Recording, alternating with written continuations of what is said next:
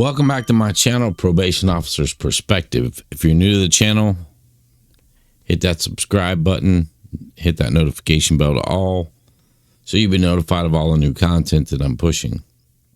I want to thank everybody for their support. If it wasn't for you, I wouldn't have a channel. You guys are great. I want to thank you from the bottom of my heart. So I know this story's been played out, and I never even covered it from the beginning because there was just way too many people covering this story. But the more and more, I see things on TV or YouTube or wherever it's at, and today's day 10, that Cesar Hernandez has been, since he escaped from the Cdcr's custody.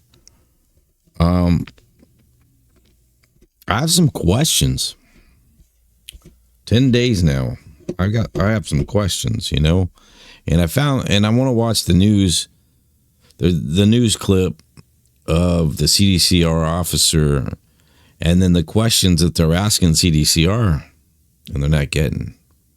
Anyways, I know you guys have seen this over and over, and everybody talks about it. But this is my take on it, my perspective. But I haven't touched it the whole time, 10 days. But it's been 10 days now. And watching the video from my perspective, as a probation officer, as an investigator, as a CO, as a patrolman, I'm going to give you my perspective on it. Because there's a lot, it's crazy. There's just, I don't know. Let's get into the news clip, then we'll talk about it. How about that? And let me find the best place for me to, I think I need to go down here so that you guys can see it.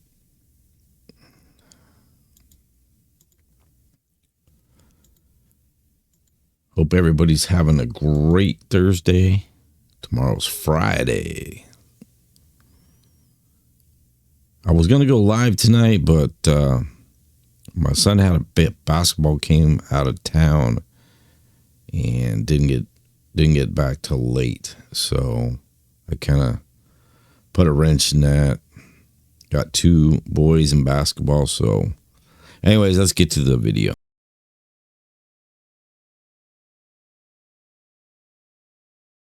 We have new exclusive video tonight of the first few seconds of the killer making his run for freedom. 17's Rob Hagan shows you what happened when Cesar Hernandez escaped from custody 4 days ago. New video shows escaped inmate Cesar Hernandez run across this field with the CDC officer in pursuit far behind. Join me as we trace the steps of a killer on the run here on day 4. Look at this video. It shows the shocking first few seconds of the desperate escape of delinquent. All right, so I'm going to be stopping through this video because, as you can see, let's back it up. And let's go back.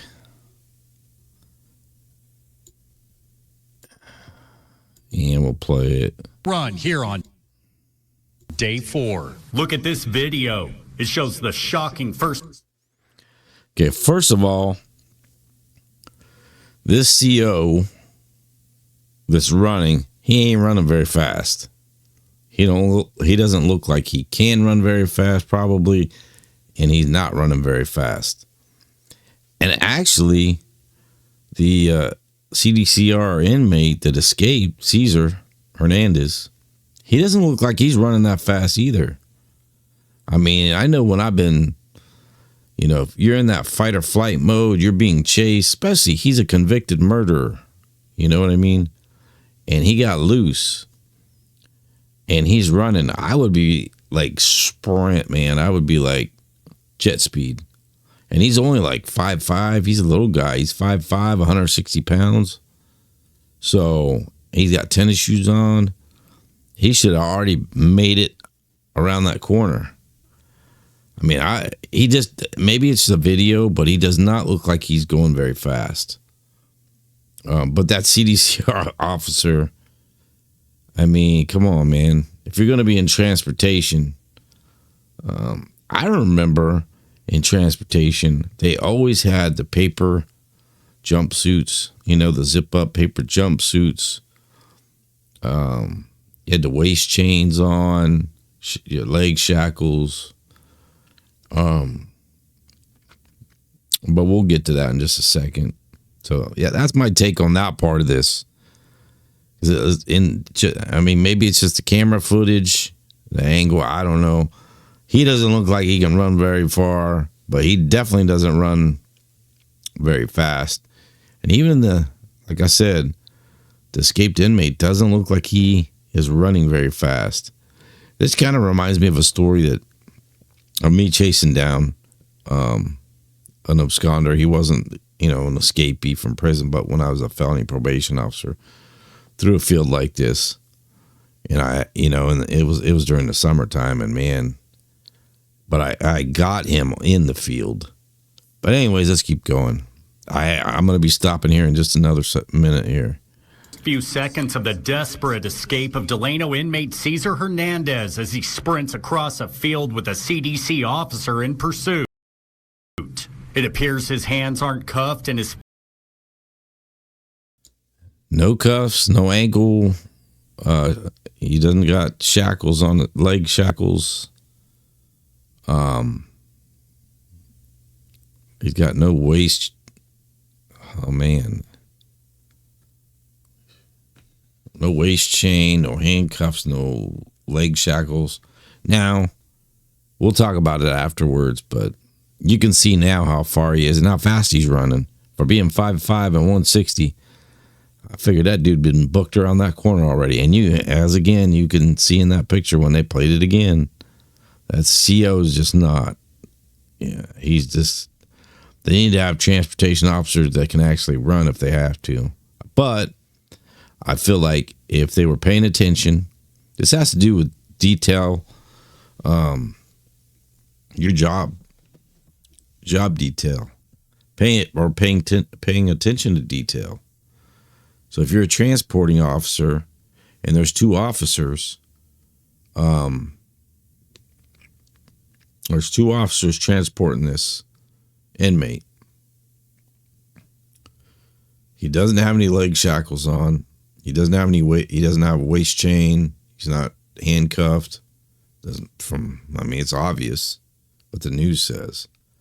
You're not paying attention to detail because we'll get into that in just a second. feet aren't shackled. But we don't know because Cdcr is refusing to answer all questions. The officer raises his weapon but lowers it when Hernandez gets to the alleyway. Here's a closer look. Hernandez is half a football field in front of the officer during the foot chase. All right, I got to back that up just a minute right there. Now you can see the size of the Cdcr officer. That is his firearm. That's his duty weapon. That distance between there and there, if he's trained properly, which he should be, because you have to requalify. Everywhere department's different.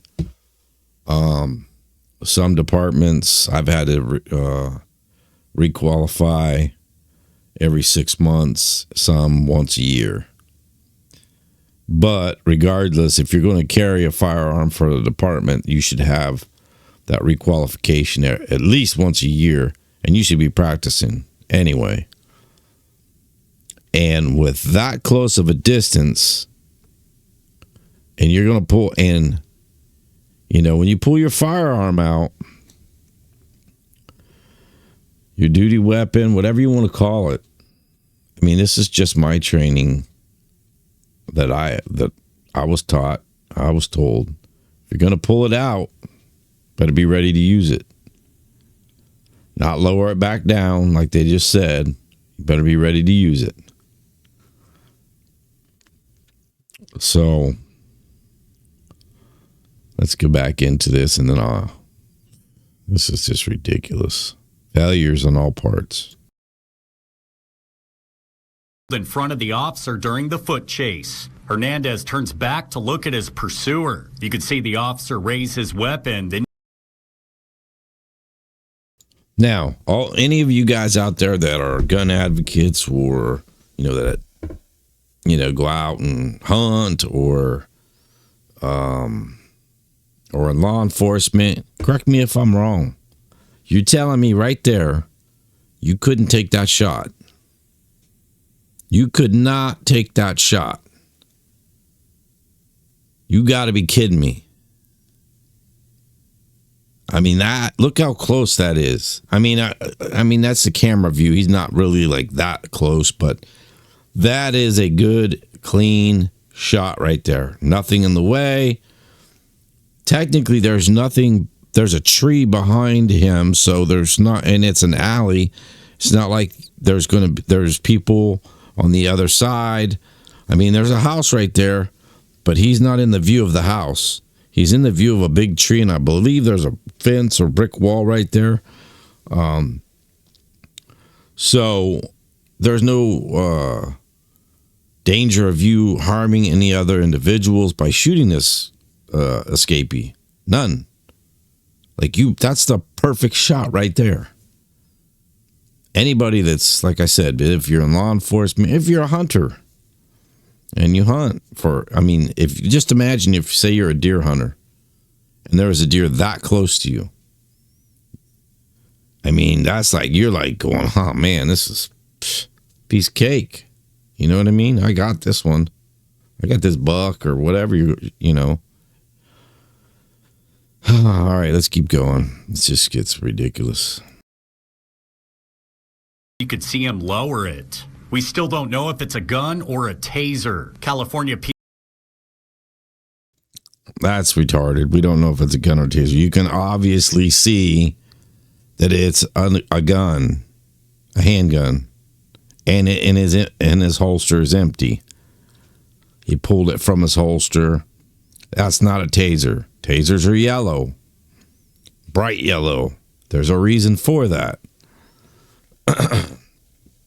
That was his firearm. That was his his department issued duty weapon. And then he lowers it down. And he's still got a clear shot. But let's keep going and let's see what it looks like. Penal Code 835A states a peace officer may use deadly force to prevent the escape of a dangerous person. All right, so that looks like a dumpster, and there's a big ass tree right there. So there's nothing behind him in case you're not a great shot. And like I said, the house is out of the way. It's not in the line of sight. Nothing is in the line of sight from when he started back here, and he had a perfect shot. And he still has a perfect shot right now. And he doesn't take it. Why? Why didn't he take it? Is the Cdcr going to tell us? Oh my God. Means a peace officer is justified in using deadly force to apprehend a fleeing person for any felony that threatened or resulted in death. It's still unclear why the officer did not pull the trigger because Hernandez is a convicted killer. Here's how inmates are transferred into. All right, I got to rewind that again because it says, it gives you the code. I mean, when you have an escapee, and every state's different. California, you're a peace officer. Okay, and other states, you're a correctional officer, but you're not actually a peace officer.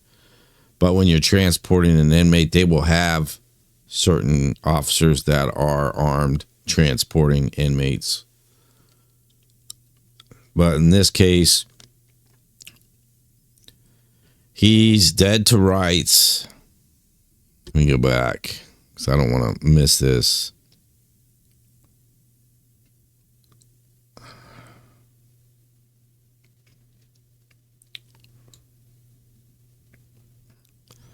So we're going to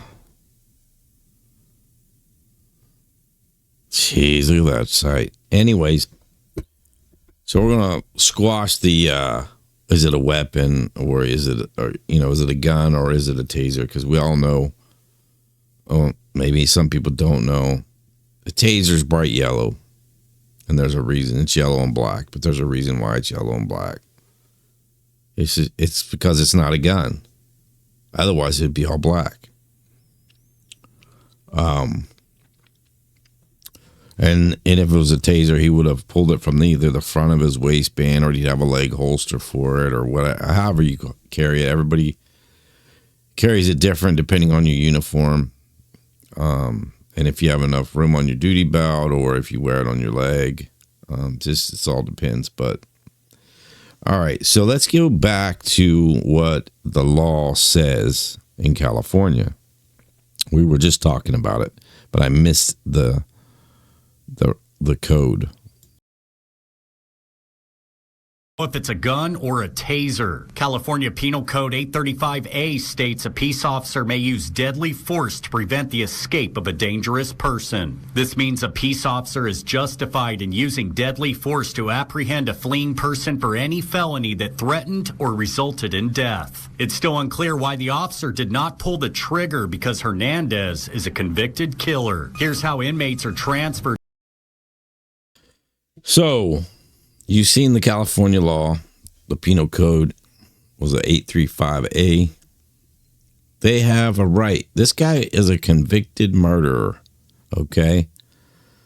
Why didn't that officer pull the trigger? Why? Was he in cahoots with it? Was he in on this escape? Because how many times you look at that, I can rewind it, play it, rewind it, play it. He can't run. He ain't going nowhere. And if you can't run and you have the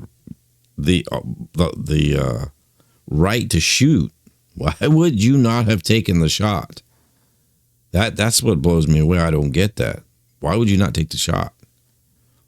Because you obviously ain't going to outrun him, and he already knew that. Why wouldn't you take the shot? All right, let's keep going.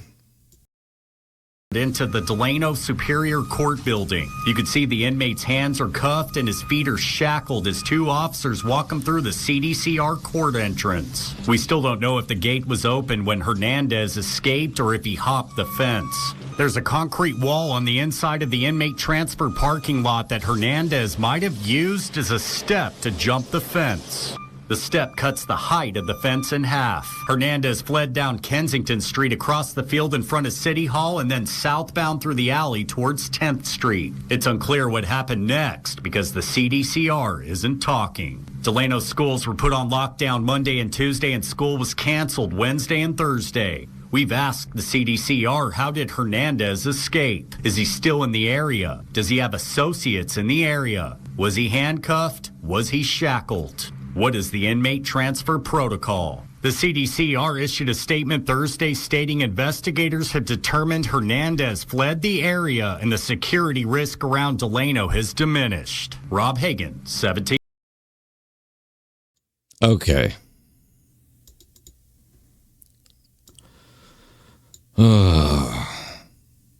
Yeah, like I said, this is why I didn't want to touch this one, because it really bothers me.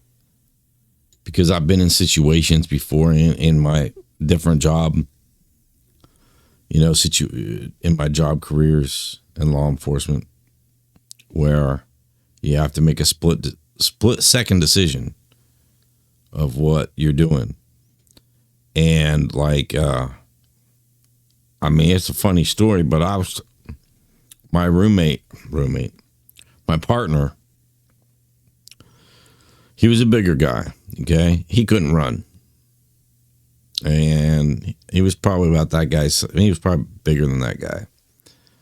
And I remember, like I said, it was a field kind of like that where I finally caught up to him. But we went to go serve a warrant. And the house was in an alley. And there was a fence line. And he pulled up. My partner was driving. He pulls up and he pulled, the fence stops right here. Then there's a little teeny tiny house in this alley. Well, he pulled up past the fence. I go, dude, stop, back it up. he's going to see the car. And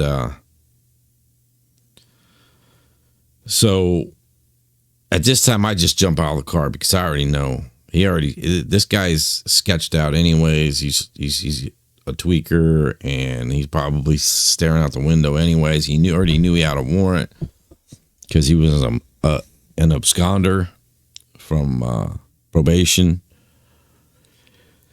So as soon as I jumped out of the car, I heard there's a chain link fence behind his little tiny house, and there's little storage units right there.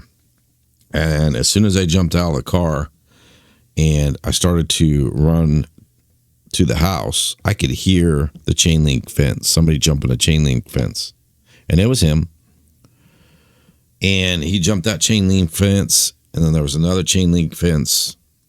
And by the time I got over there, he had a good head start, and he was a little guy. He was running fast because, he was on the shit.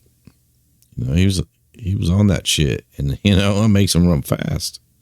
And it was probably 100 degrees outside that day. It was hotter than hell. And I'm running after this guy as fast as I can. And he had a good head start. You know what I mean? Because by the time I got out of the car, I hear the fence. Then I got to jump the fence. Then I got to jump another fence because, that's the back side. Run through there, where the storage unit was, jump another fence. And so I jumped the fence. He's already got a good head start on me. And I remember running, and my partner in the car with the air conditioner full blast,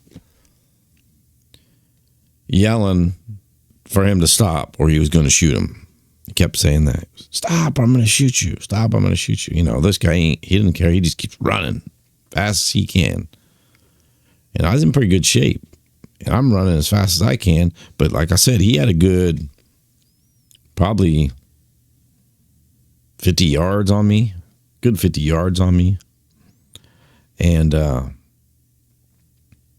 finally caught him in a field like that. It was an open field.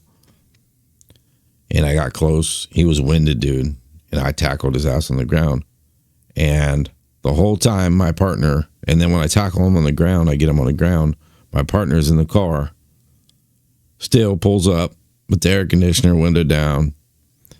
And I'm winded because I've been running. I'm chasing him. And then I tackle him, and then I'm fighting with him. And finally he gets out of the car, walks over, and it helps me get him restrained, in handcuffs, and we get him up. But this is what I'm saying. If you can't run, and you can't run, dude, you had a clear shot, a clear line of sight, nothing behind. There's a dumpster and a big ass tree. The house was not in your line of sight, unless you're a bad shooter and a bad runner. You have all dead to rights to shoot this escaped convict. He's a murderer. And you know what really bothers me is I've watched some YouTube channels, some content creators on YouTube. One in particular, but there's other ones, maybe. I don't know. I think I watched a couple, and there was a couple maybe saying it. But rooting this escapee on behind him. Prior law enforcement, and he's 10 days, he's since his escape, and he's rooting him on, you know what I mean? That he got away. Good for him. Really? Because to me, I don't care. Like, look, I'm retired now. But regardless of the fact, this guy is a convicted murderer.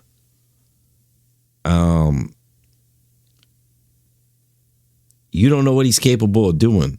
So yeah, you think it's funny and you want to make jokes about it and you want to say, well, good for him. I'm rooting for him. And you think it's funny. Well, it's not funny. And it wouldn't be funny if this guy, I guarantee you, we know he's gone. He's not in the area. Who's going to stay in the area? he's gone. He had somebody picking him up. It was probably all set up. And that's just my perspective, my opinion. And he fled. I think he went to Mexico. Some people believe he wouldn't go to Mexico because the United States, but works with Mexico. But I believe, and I know they do, but I believe that he could go to Mexico and go different and not be caught. Not for a long time. But can't be around no family, friends, nothing, none of that stuff. You have to be on your own in Mexico somewhere, and somewhere big or somewhere small, out in the middle of nowhere, or in a big ass, like Mexico City or some big city that you're not going to be identified. They're not going to, recognize you. Change your features up a little bit, grow some facial hair, I don't know. But anyways, yeah, so he's a convicted murderer. So what? You're rooting him on. So what if he kills one of your family members? You know what I mean? He's dangerous. He's a killer. He's not afraid to kill.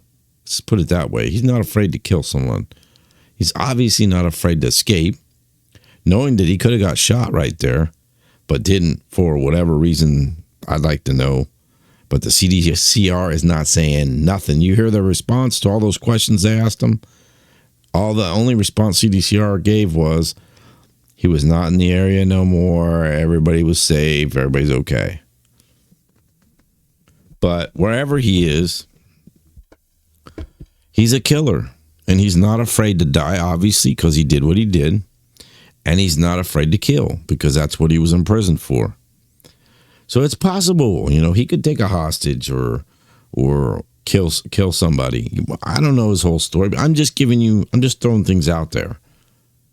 So for someone to sit there and say, oh, good for him, I'm rooting him on, you know what I mean? Yeah, until something happens to some innocent person, whoever it may be, it could be somebody you're related to or you know what I mean? Or whoever. It's not okay in any way, shape, or form. Whether he got away from the CDCR officer, the CO here, but it's not okay that he's on the run and he's on the loose. You might think it's funny because he's on the run for 10 days, and you're rooting him on, but he's a killer. Don't forget about that. And he wasn't afraid to die by escaping. It was worth it for him. But you got to remember that he's not afraid to kill somebody.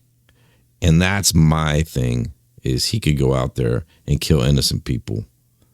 You know what I mean? They get in his way of his escape. You know what I mean? Or if he feels threatened, like somebody's going to turn him in, say wherever he's at, and he gets to somewhere and he feels like somebody's looking at him a certain way. Like, hey, I know that dude, or whatever. Because I know he's not in the United States. Let's just put it that way. But that's my opinion. But you know what I mean? What's he gonna do? Is he gonna go back? Is he gonna give up and go back to prison, or is he gonna try? Is he gonna take somebody out if they're going to threat? If he thinks they're a threat, and he's gonna have to go back to prison for the rest of his life, just like he made this escape. He's a very smart person. Again, what we always say, inmates have nothing but time to think of ways to do different things. I want to bring up an article here. Let's see, where's it at? I'm going to make myself bigger. And man, I didn't even mean this to go this long. I was going to make like a 10-minute video on this, but it ended up going a lot longer than that. Anyway, so let me put my thing back up here so I can read it to you guys.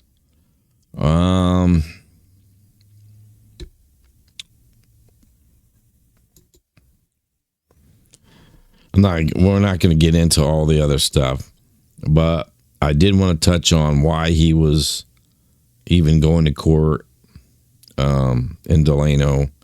It's because he was charged in possession of, now here we go, this is what I was just talking about, of a manufactured of a deadly weapon. So he had a weapon in prison and possession of a controlled substance in prison.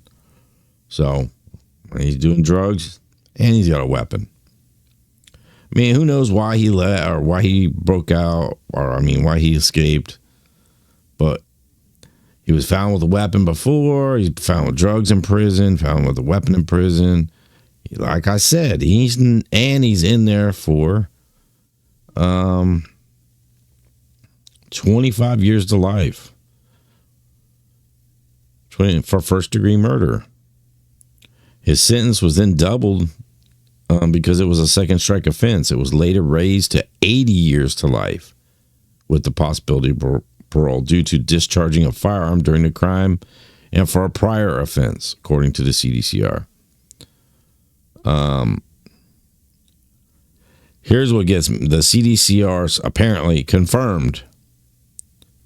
They said that, of course, everything's under investigations, but the Cdcr confirmed he jumped out of a prison van after arriving at a Kern County Superior Courthouse in Delano.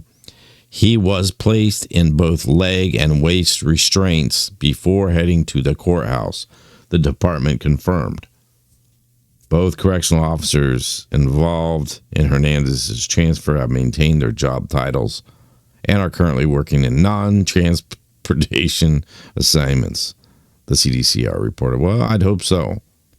I would hope so. So here's my thing.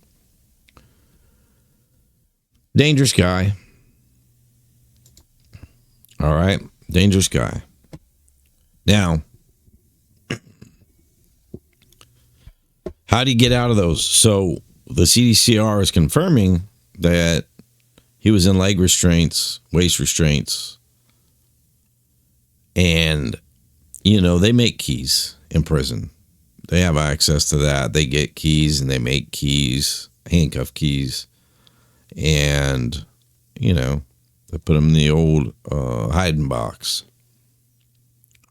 or wherever they put it, But here's my paying attention to detail.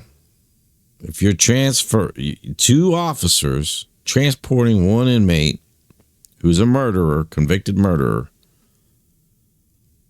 and you're telling me, unless you have the radio cranked up, which you shouldn't have when you're transferring somebody like that, he's in the back there, and he obviously had, if that's true, which I'm sure it was true, either those officers are in on it and got paid, or he had a key. That's my opinion, my perspective. You can have your own opinion and your own perspective. That's your First Amendment right. You can do whatever you want. You can say whatever you want to say. But that's what I'm saying. Either they were in on it. That's why he didn't shoot him when he had a clear shot. Clear shot. And he wouldn't have gotten any trouble for it. He had a clear shot. Didn't do it. Hell, he could have just, if he was afraid to shoot and kill him, he could have shot him in the leg and he would have went down. You know what I mean? Shot him in the side or, shot him in the ass, whatever. But shot him in the leg, he would have went down. If you're afraid to shoot and kill. But again, I was taught in the academy I went to, if you're going to pull that weapon out, you're going to use it. Don't pull it out unless you intend on using it. And you have to be ready. It's either you or them. You know what I mean? When you're in a situation. But he was dead to rights to shoot him. Why did he not do that? When he knew he wasn't going to catch him. He didn't even look like he was trying to catch him. Or maybe he was. Again, he didn't look like a runner to me.